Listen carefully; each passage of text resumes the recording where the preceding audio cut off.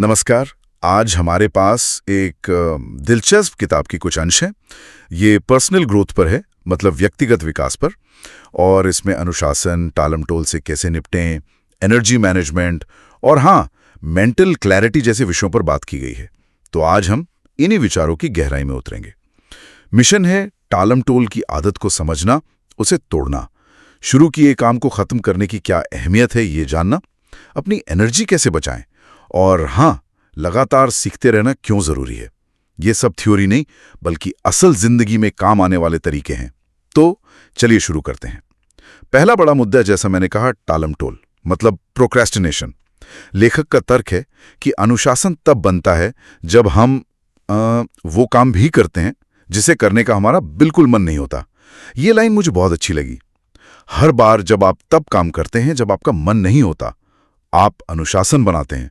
ऐसा लगता है जैसे ये विल पावर से ज्यादा एक तरह की मसल बनाने जैसा है ना? बिल्कुल सही कहा। ये सिर्फ इच्छा शक्ति का मामला नहीं है, ये गहरा मनोवैज्ञानिक पैटर्न है जिसे किताब बहुत अच्छे से समझाती है।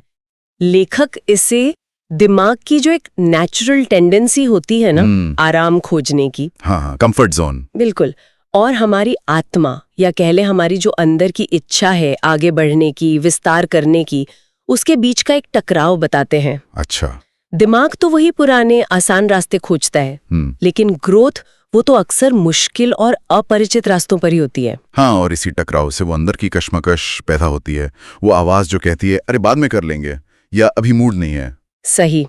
और किताब इसी बात पर जोर देती है कि ये बाद में कर लेंगे वाली सोच कैसे धीरे धीरे एक बोझ बन जाती है। एक छोटा सा काम, मान लीजिए कोई जरूरी कॉल करनी है, उसे टाल दिया। पहले तो लगता है कुछ नहीं, लेकिन फिर वो दिमाग में एक खुली फाइल की तरह जगह घेरता रहता है। हाँ, एक पेंडिंग टास्क की तरह। बिल्कुल। और फिर धीरे धीरे अपराध बोध मतलब गिल्ट जुड़ता है, सेल्फ एस्टीम कम होता है। लेखक साफ कहते हैं, टालमटोल असफलता से ज्यादा सपनों को चुराती है। वाह, ये तो बहुत गहरी बात है। हाँ, क्योंकि ये हमें शुरू करने से ही रोक देती है कई बार। तो फिर इसका हल क्या है? किताब क्या तरीका सुझाती है इससे निकलने का? हल छोटी, तुरंत की जाने वाली कार्यवाहियों में है। लेखक इसे क्रियान्वयन का अभ्यास कहते हैं, मतलब प्रैक्टिस ऑफ एग्जीक्यूशन। अच्छा। जैसे ही अलार्म बजे, उठ जाना, बस सोचना नहीं। वो ईमेल जिसका जवाब देने से बच रहे हैं, उसे खोलकर बस पहली लाइन लिख देना, या वर्कआउट के कपड़े पहन लेना। ये छोटी छोटी जीतें हैं ना, ये बहुत मायने रखती हैं। या आपके दिमाग को एक तरह से रीप्रोग्राम करती हैं। आप टाल मटोल करने वाले के बजाय एक्शन लेने वाले इंसान बनने लगते हैं। सही। किताब का एक और शक्तिशाली विचार है, बहानों से तेज काम करो।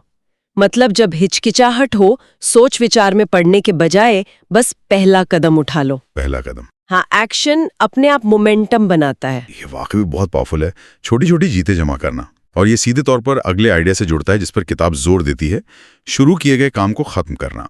लेखक कहते हैं शुरू करना आसान है, दुनिया स्टार्टर्स से भरी पड़ी है, लेकिन खत्म करने वाली अलग पहचान बनाते हैं। हाँ, और ये सिर्फ काम पूरा करने या रिजल्ट पाने के बारे में ही नहीं है। किताब इसे आंतरिक ईमानदारी या इंटेग्रिटी बनाने का एक तरीका बताती है। आंतरिक ईमानदारी मतलब जब आप कहते हैं कि आप कुछ करेंगे, और फिर आप उसे करते हैं, भले ही वो मुश्किल हो, भले ही आपका मूड बदल गया हो, तो आप खुद को ये साबित करते हैं कि आपके शब्द मायने रखते हैं। अच्छा। आप अपने स्टैंडर्ड्स को अपनी फीलिंग्स से ऊपर रखते हैं। तो ये एक तरह से खुद से किया वादा निभाने जैसा हुआ।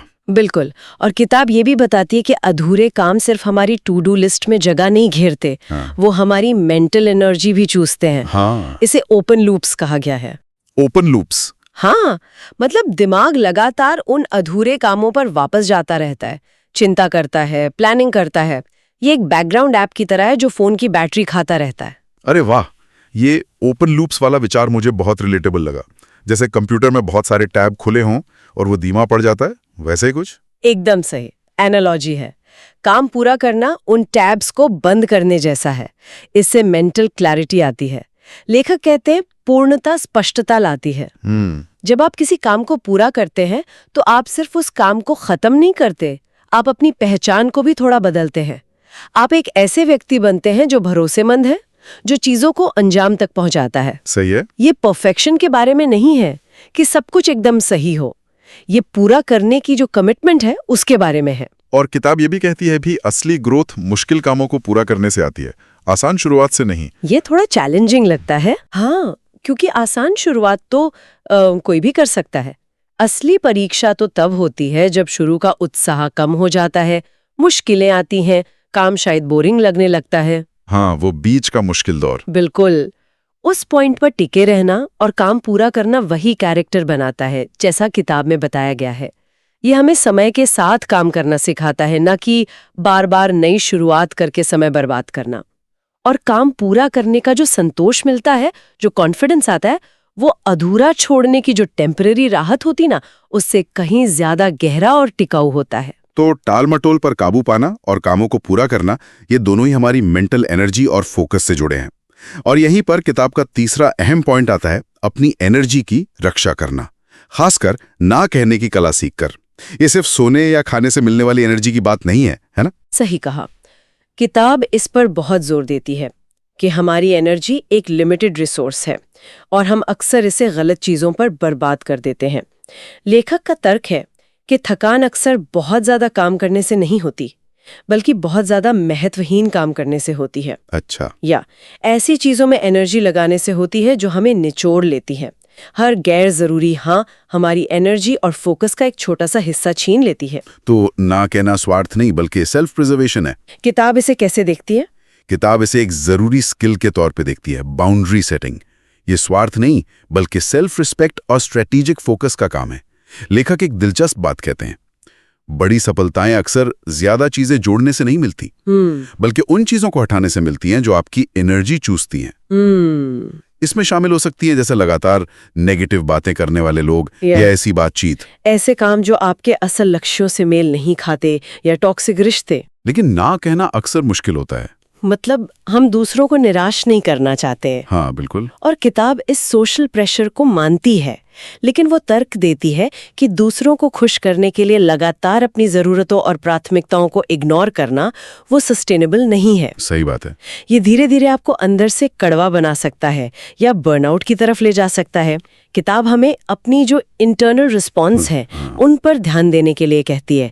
जैसे जब कोई रिक्वेस्ट आती है तो शरीर कैसा महसूस करता है, क्या खिंचाव, थकान या झुंझलाहट महसूस होती है। अच्छा, बॉडी के सिग्नल्स। हाँ, ये अक्सर संकेत होते हैं कि ये हाँ आपके लिए सही नहीं है। तो अपनी गट फीलिंग पर भरोसा करना। हाँ, उस अंदरूनी आवाज को सुनना और उसका सम्मान करना। किताब एक सवाल पूछने का सुझाव देती है हर सिचुएशन में, क्या ये एक्टिविटी या कमिटमेंट मुझे एनर्जी देगी या मेरी एनर्जी छीनेगी? ये अच्छा सवाल है। और अगर जवाब छीनने की है तो आत्मविश्वास से लेकिन विनम्रता से ना कहना सीखना होगा। लेखक का कहना है कि जो लोग आपकी सीमाओं का सम्मान करते हैं वे आपकी ना को समझेंगे, और जो नहीं समझते शायद वे वैसे भी आपकी एनर्जी के लायक नहीं थे। ना कहना दरअसल उन चीजों को हाँ कहना है जो वाकई में मायने रखती हैं, आपके लक्ष्य, आपकी हेल्थ, आपका मानसिक सुकून। ये सचमुच एक पावरफुल नजरिया है। ना कहना सिर्फ मना करना नहीं बल्कि अपनी प्रायोरिटीज को चुनना है। और ये हमें किताब के अंतिम मुख्य बिंदु पर लाता है, रोजाना अपने दिमाग को तेज करना। लेखक इसे दिमाग के लिए एक डेली वर्कआउट जैसा बताते हैं। हाँ, और ये सिर्फ नई जानकारी इकट्ठा करने के बारे में नहीं है। किताब का तर्क है कि मेंटल स्टैग्नेशन मतलब मानसिक ठहराव की एक कीमत होती है। कीमत? कैसी कीमत? जब हम सीखना और अपनी सोच को चैलेंज करना बंद कर देते हैं तो हम पुराने सोच के पैटर्न में फंस जाते हैं, वही गलतियां दोहराते हैं और ये जो दुनिया बदल रही है उसके साथ तालमेल नहीं बिठा पाते।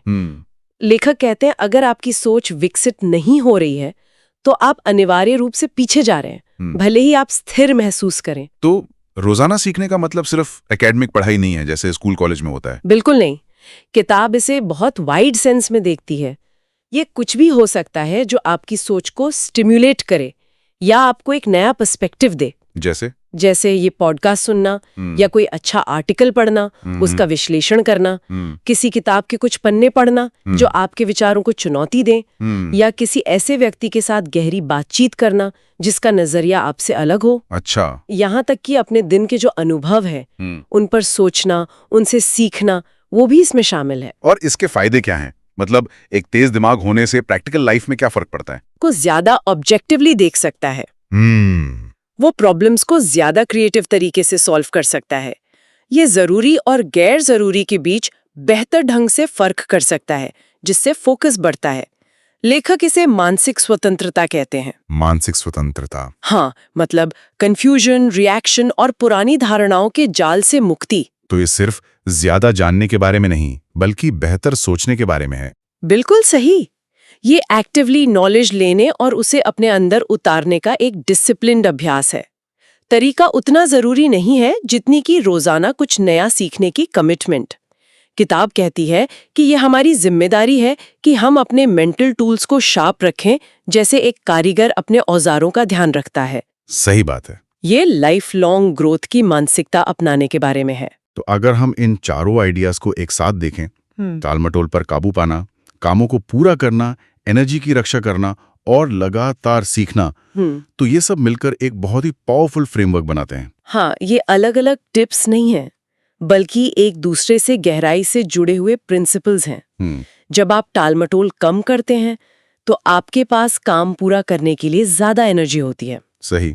जब आप काम पूरा करते हैं तो आपका कॉन्फिडेंस बढ़ता है और मेंटल क्लैरिटी आती है। जब आप ना कहना सीखते हैं तो आप अपनी एनर्जी उन चीजों के लिए बचाते हैं जो मायने रखती हैं, जिसमें सीखना भी शामिल है। हाँ, ये सब जुड़ा हुआ है। और जब आप लगातार सीखते हैं तो आप टालमटोल और अधूरे कामों के पैटर्न को तोड़ने के लिए बेहतर ढंग से तैयार होते हैं। ये एक पॉजिटिव साइकिल बनाता है। ये वाकई एक बहुत ही होलिस्टिक अप्रोच है। ये सिर्फ ज्यादा प्रोडक्टिव बनने के बारे में नहीं लगता, बल्कि एक ज्यादा इंटेंशनल और मीनिंगफुल लाइफ जीने के बारे में। बिल्कुल।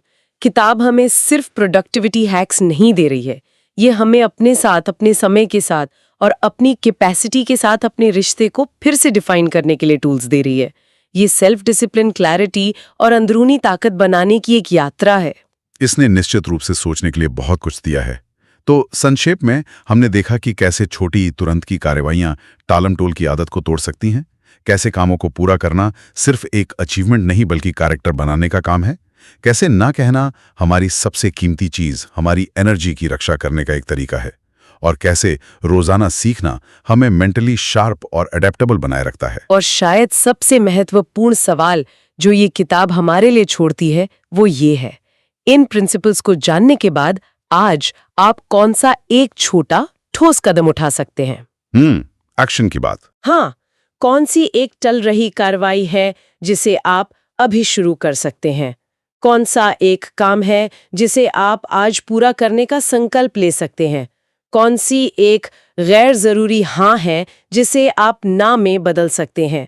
या सीखने की कौन सी एक छोटी सी एक्टिविटी है जिसे आप अपने दिन में शामिल कर सकते हैं? बदलाव हमेशा पहले कदम से ही शुरू होता है। इसी विचार के साथ आज की ये गहन चर्चा समाप्त होती है।